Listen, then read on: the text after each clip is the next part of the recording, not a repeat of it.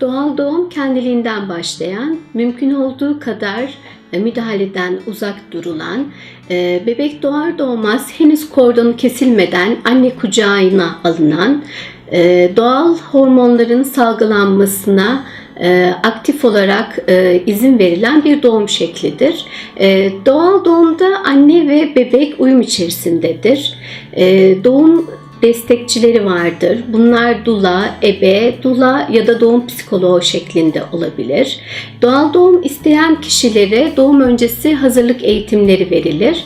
Bu süreçte doğal doğum için doğum süreci aktarılır. Doğum korkularını yenmeleri için çeşitli yöntemler uygulanır.